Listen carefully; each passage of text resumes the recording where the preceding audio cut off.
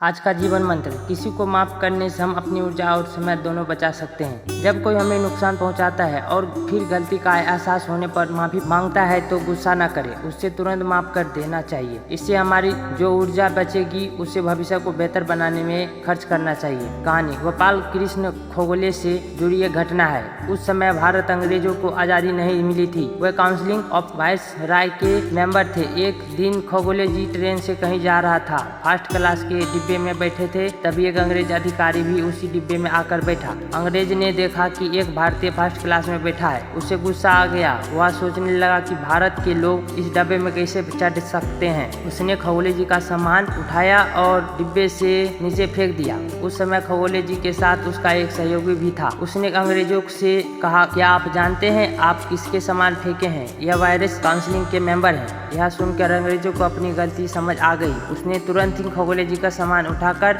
डिब्बे में उसी जगह रख दिया और अपनी गलती की माफी मांगने लगा। खोगले जी बहुत विनम्र और विद्वान थे। उन्होंने अंग्रेजों को माफ कर दिया, लेकिन उसका सहयोगी अभी अंग्रेजी से गुस्सा था। उसने एक पत्र लॉर्ड कर्जल को लिखा और उस अंग्रेजी अधिकारी की शिकायत की और मांग की कि इस अधिकारी को सजा दी जाए। खोगले जी ने वह पत्र देखकर कहा, तुम यह ठीक नहीं कर रहे हो। गुस्से को लंबा खींचकर तुम अपनी ऊर्जा और समय दोनों नष्ट कर रहे हो। इस ऊर्जा का सही उपयोग कहाँ करना चाहिए यह हमें सोचना चाहिए। सामने वाले ने माफी मांगी, अपने माफ कर दिया, बात यहीं खत्म हो गई। उस व्यक्ति को क्षमा करके हमने अपना समय और ऊर्जा बचा ली है। अब यह पत्र लिखकर क्यों ऊर्जा खत्म कर रहे हो? अगर ऊर्जा लगाना ही है तो हमें काले गोरे का भेद खत्म करने में लगाना चाहिए। इस कहानी का सीख, अगर कोई गलती करता है और एहसास होने पर माफी मांग लेता है तो उसे माफ कर देना चाहिए। अगर हम उस पर गुस्सा करके उसकी शिकायत करें तो इससे हमें क्या लाभ मिलेगा? क्षमा करके हम अपना समय और ऊर्जा बचा लेते हैं। यह दोनों भविष्य को बेहतर बनाने में खर्च करना चाहिए। तो दोस्तों, यही था आज का जीवन का मंत्र। अगर आप लोग को यह वीडियो पसंद आया तो आप लोग हमारे वीडियो को लाइक करें। अगर हमारे चैनल पर नहीं है तो हमारे चैनल को सब्सक्राइब करें। धन्यवाद।